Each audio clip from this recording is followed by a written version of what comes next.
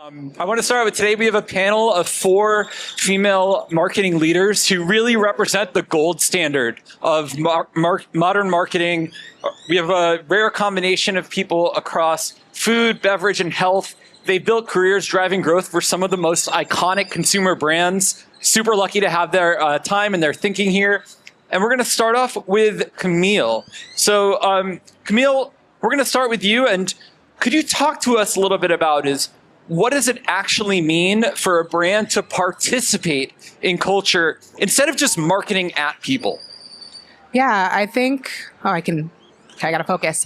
I think it's about what is the consumer gonna expect from you? Like, are you just coming off as a one and done? Do they have active conversations with you? What are those cultural moments that they can expect you to show up at versus me talking to you one time and disappearing? I think in addition to that, it's understanding what cultural relevancy means, because how I interpret cultural relevancy can be very different to my peers, to my manager, to the company. So I think you really need to level set and have that alignment internally, or else you're going to be speaking to people all over the place, and the consumer can sniff that out. They know when you're being inauthentic. If you're coming to me talking about this Taylor Swift and Travis Kelce, engagement, but you've never talked to me before, it feels a little sketchy.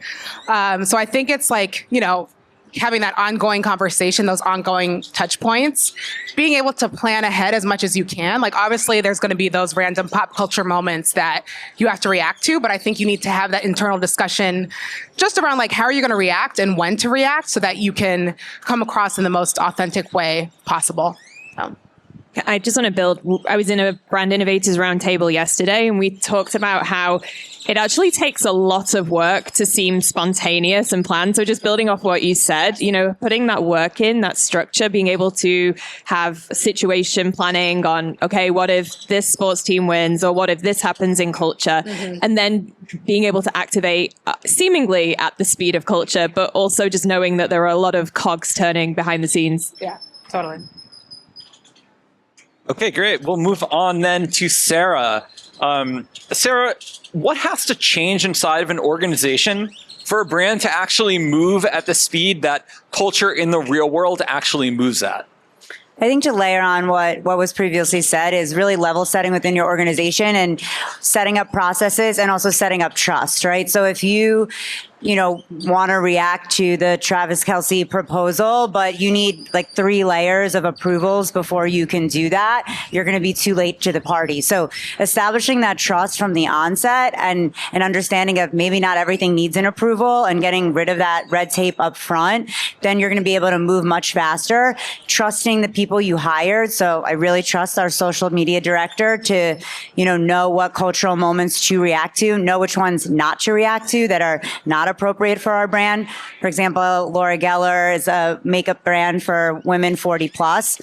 We did not participate in the Travis Kelce Taylor Swift engagement. Not that it's not something that was affecting everybody, but we just didn't feel like there was a brand appropriate way to participate in that moment.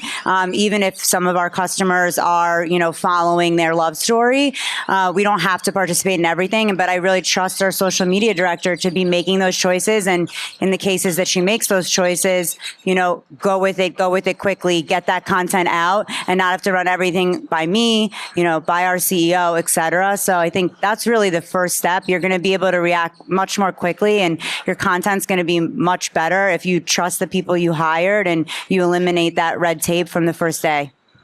Yeah, and I think just chiming on that is also at least what we do at PepsiCo is truly understand in building out, for instance, scorecards and understanding across the different functions within the organization, what level of how quickly you can jump in those moments, depending upon, the severity of the cultural moments that is being happening right now. Does it have to do with my brand? Do I have a right to participate? And if I participate, what are the different levels of type of content that it's okay to put out there that minimize the layers, right? Because what you can't do is having, senior directors, VPs, CMOs, CEOs, whatever, approving a certain interjection of the brand in that cultural moment. So I think having that understanding and clarity around when can I go and what's the severity of my brand going in and what's the level of disruption that I can bring to that cultural moment also help on speed.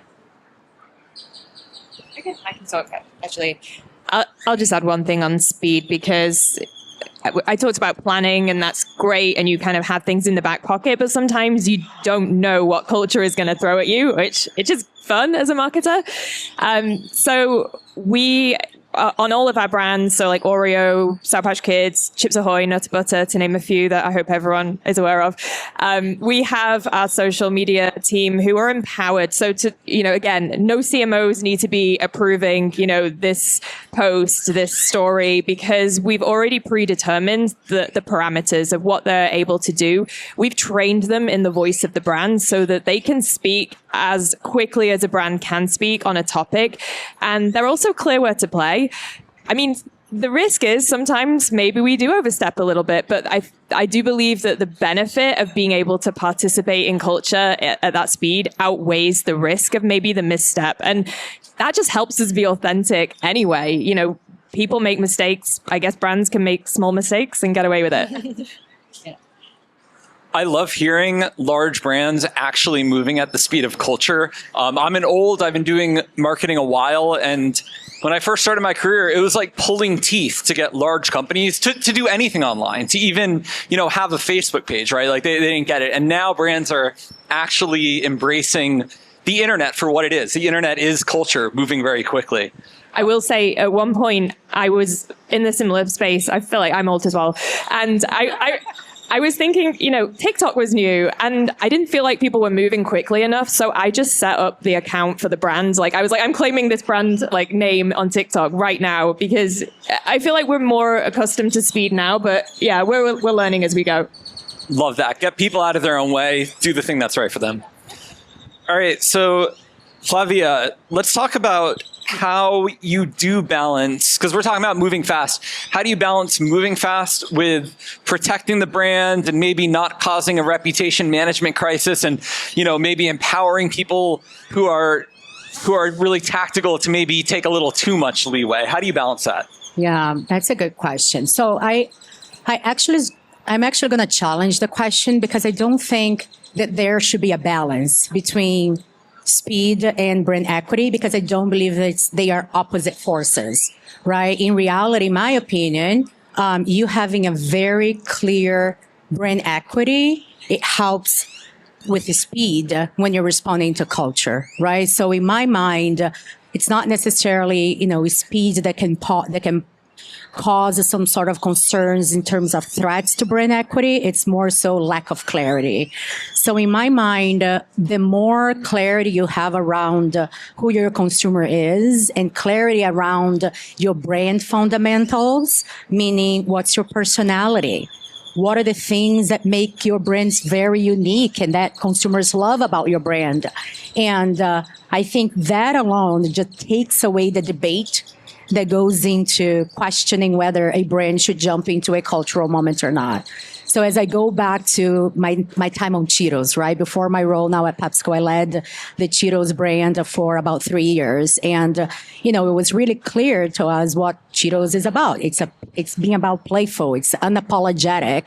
It's using the Cheeto covert fingers as the catalyst to embrace mass and to, make fun of mundane moments, right? So any moment in which there is an opportunity for us to twist what was happening and making it more fun and apologetic, that was a moment that Cheetos could have the right to participate in.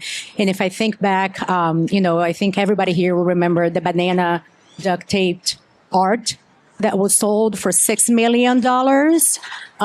In about 2 hours, we have a whole art with a Cheeto puff duct taped, and it was sold by $20,000. So that was a moment in which it made a lot of sense for that brand to jump in, but we wouldn't know that and it wouldn't be able to go that quick if we weren't clear about what the brand is about, what is our asset. So I think it's more, how do you get that clarity and very crisp around what your brand stands for?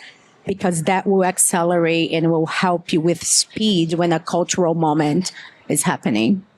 Yeah, I would say in addition to that, you have to be clear on brand equity, got to have your brand guidelines, et cetera. And then it's also about bringing in the right players to have those discussions so that you have like the right data, the right proposition to make those decisions. So bringing in I can think of instances when I was on Neutrogena, just bringing in PR earlier on, bringing in legal or regular, where it makes sense, because you don't want the idea to get killed so early, but, just making sure that you can check off, go to the right players so that you can kind of get their buy-in early on. It's going to make it easier to launch your idea or move at the speed of culture. Yeah, and I think the other thing that I would say too, like we sometimes talk about culture as this entity, right? Let's jump into culture. Let's move at speed of culture, right? Because I think we tend to think that culture happens in a moment of time, and those are the moments in which we should jump in and participate in. But actually, what I think is the most successful brands that are winning consumers' heart and being always on in conversations are those brands where they are integrated into consumers' lives. So it's not about, let me find that moment in which this brand is going to shine and I'm going to jump into. It's kind of a always on thing, right? Like the more, and going back to what I was saying before, like the crisper you are with your brand fundamentals and understanding the consumer and understanding their passion points. And if you always talking to them in a two-way conversation, you are part of culture. Like you don't need to jump into the shiny moment. Of course, those are awesome, right? We should do that, but it should be in addition to the everyday being part of consumers' lives. Great. So I'm going to pick on Sally next. Do you want to talk about some places that you see culture actually starting today? And should brands authentically show up there? Should they wait? How should they proceed? I actually really agree with what Flavia was just saying. And for me, the answer is culture starts with life. It starts with how the brand shows up in the everyday world, in the usage, in snacking. So I'm lucky to work for brands that are really well known. Some of them have been around for over 100 years. So I do see them look in culture. And it's like that kind of confirmation bias, but I will see Oreo everywhere. It's in songs, it's in movies, it's in books. And I'll give an example. Sour Patch Kids is another one where it plays a role in consumers' lives. We built this brand that is really fun. It's mischievous. It's sweet, then sour. It's a brand that's about choices, right? Are you going to be good or naughty today? Are you a sweet? Are you a sour person? And it showed up in the books, The Summer I Turned Pretty. So it's actually part of the storyline. And this is about a girl who is everyone familiar with The Summer I Turned Pretty? She has two brothers to choose from, like really big dilemma, which hot guy does she want to go out with? And one of them sends her the Sour Patch. The other one is seen more of like a Swedish fish kind of guy. And so the brand showed up, and that's a clear opportunity for us. Like, we've got to run with this. It's so right for the brand because it ticks off a few things. It's really true to what the brand has always been about these choices, decisions. It's the right demographic. So it's right for the brand. It's right for the audience. So it's really a hit with Gen Z. That's who we're trying to talk to. And then it's there for the consumer as well. It's really fun. It's such a fun plot point. So we created digital commerce packs, like e-com packs that you could buy for your watch party. We had displays in store, and it's like, are you team this, team that? Like, which brother do you want to go with? Are you going to pick up the Swedish fish, or are you going to align with Sour Patch? So for me, that's an example. And I think, we are lucky our brands show up in culture. And I would say for a new brand, I would focus on that. I would focus on what is the experience of your brand and how are you showing up, and continue to build that equity so that you will naturally show up where's right for you.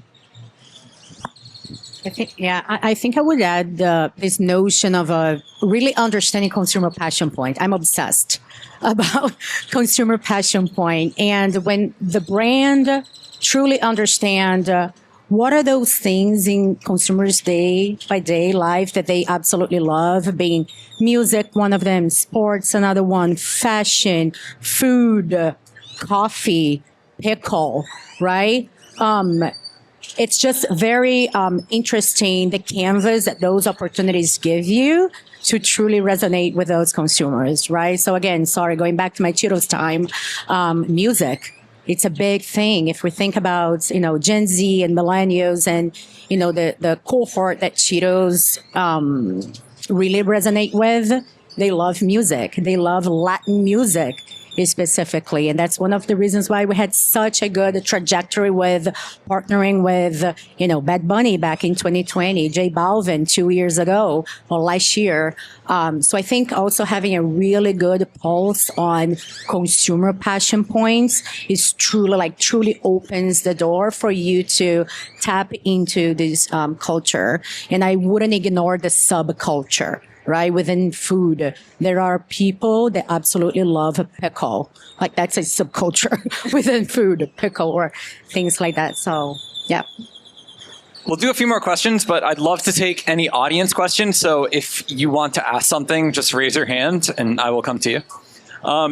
So I have to ask an AI question. I don't think there can be a panel that doesn't talk about AI. But I'd like to ask it this way.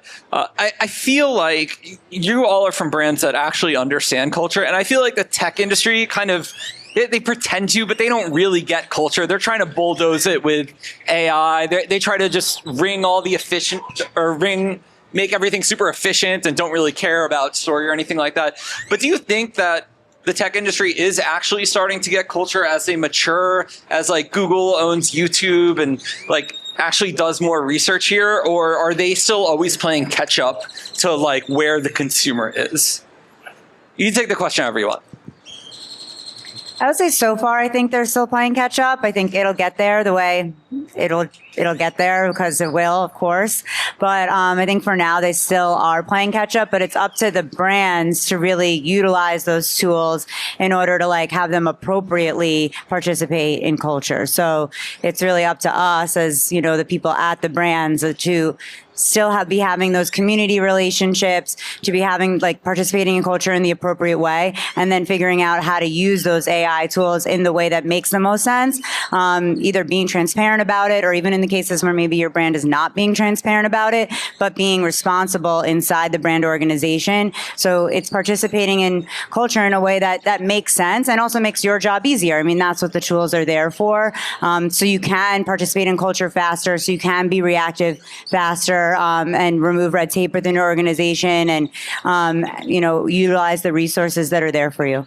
Yeah. And I think the other way that, AI can unlock speed and understanding about culture is kind of the ability to scan through social media and understand what consumers are saying, right? And, scanning through what are the topics of conversations are being had, what is the tonality, like what is being said about certain topics in a very quick way, in a very broad way, and bring to the brand marketers here, like these are the areas in which it's catching on fire. Like maybe there is an opportunity for your brand, and then doing the work of understanding, okay, these are the topics based upon AI, scanning through that we should jump in. And then it goes back to the marketing team or the brand team to understand based upon what I know about my brand and what I stand for, where should I jump? And I think in a way quicker pace than in the past.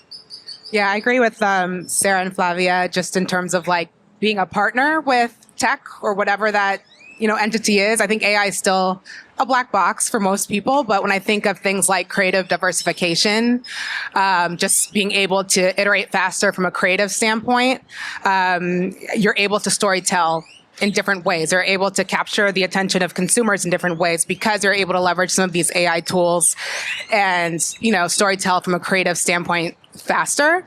So I think that's an area that still needs an unlock, but it's something that's it's a hot topic at Kenvue, but I think that's one way that we could partner with brands to bring that to life. So. Yeah, I think AI in its application, to your point, enables us to be at the speed of culture and to create in a personalized way that's relevant to fandoms or, subcultures. So that's really exciting. When it comes to the tech companies themselves and how they're showing up in culture, I would say, they absolutely have a right to, and it comes down to what it does for me for any brand, which is insight. So what are your audiences doing? How are they interacting? And if I think about the Super Bowl and the ads, the tech ads that showed up there recently, I mean, some kind of hit the mark and some less so. I don't normally like to drag other brands on stage because, you know, Amazon do a bunch of great work, but the Alexa ad for me just missed the mark a little bit. It felt like read the room. It was kind of talking, I mean, they did, I guess, understand, but it was talking more to my frustrations with the product and my concerns about it versus like, oh, do I feel like this is tapped into who I am? And you know, the creators and the personalities they used in the ad, I'm like, well, what is the right fit? I don't know. But I think Google does a great job. I think Google understands their consumer. I think they reflect the truth of how their product is used. And so I think it's really, you know, just down to how well they know their audience and how well they're reflecting those insights.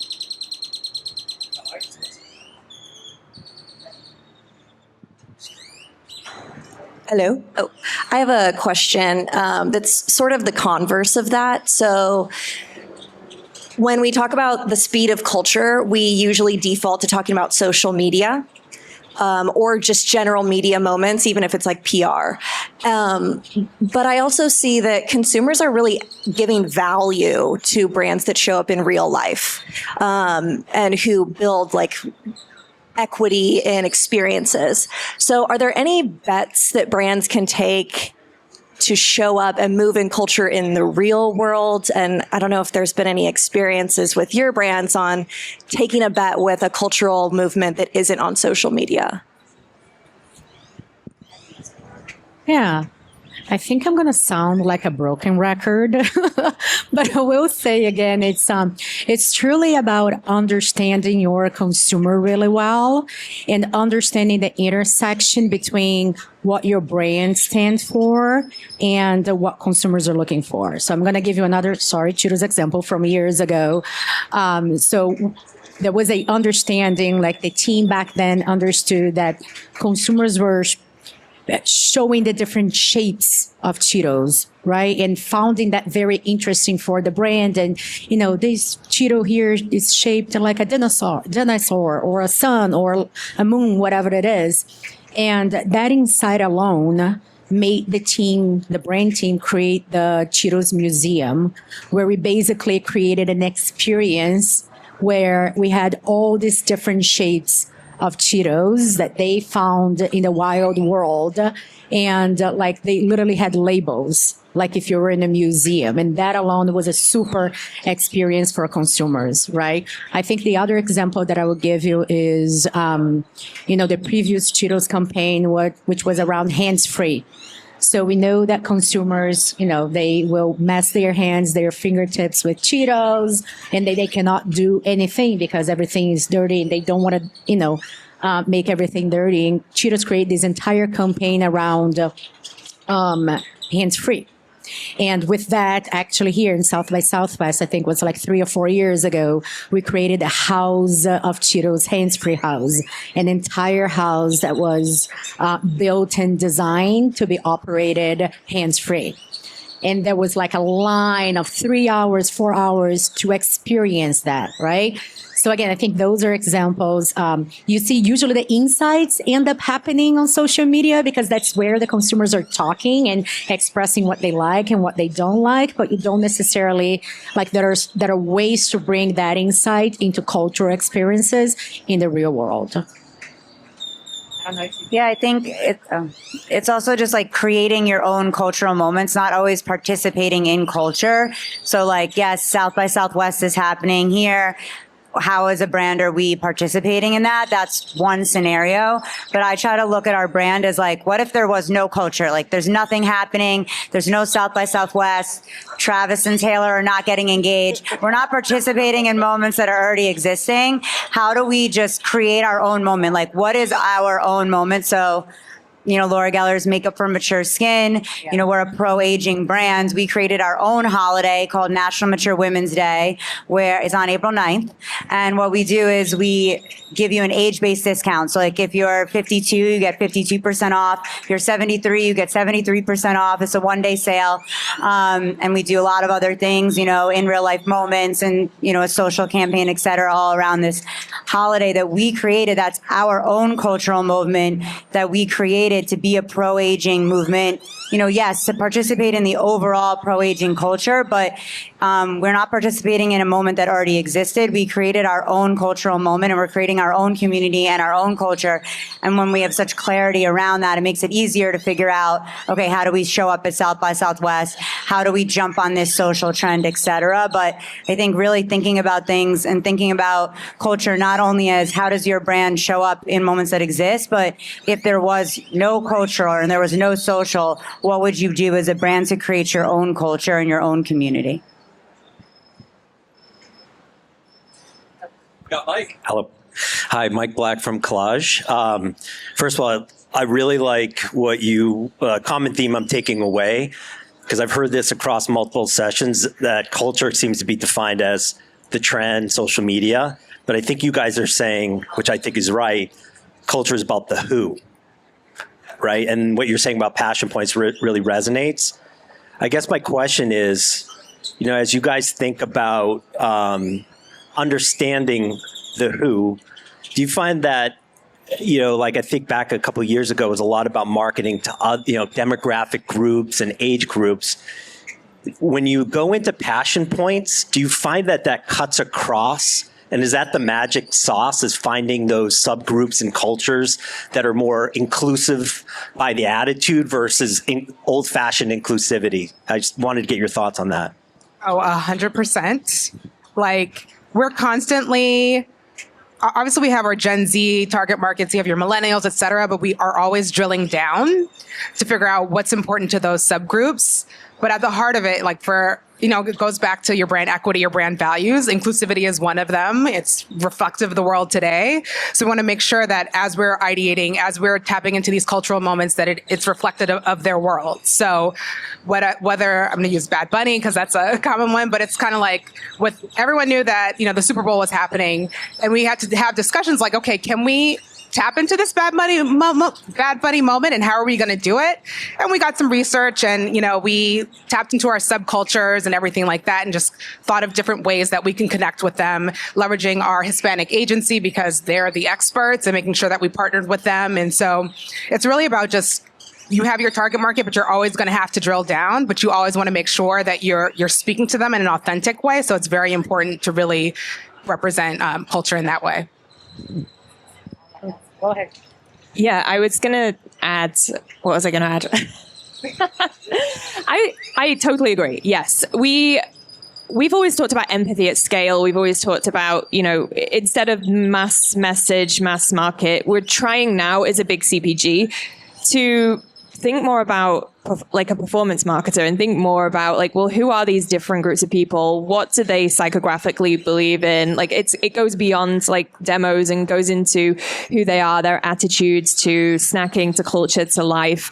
And it's a really exciting time. We're really having to rewire our brains in our organization to think about, well, how do we bring insight into the organization? How do we get into deeper than millennial families? But it's millennial families moms who like reading with an indulgent snack at this time in the evening, and digging into that, because now we have that data. Now we have the capability to understand their motivations, their obstacles, and we have the capability to create content to them at scale. So it's a really exciting time, and I hope to be here, next year talking about all of the wins, how we're driving creative effectiveness with those audiences. So great question.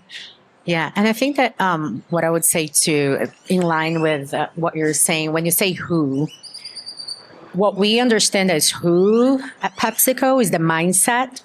It's not necessarily the demographic. There is a two different ways to see who we're speaking to, our mindset consumers. It's based upon behavior, based upon things that they like doing or not like doing, or the way that they think and things that they do in their day by day lives versus women between 18, 35, Hispanic, right? That's not how we do it.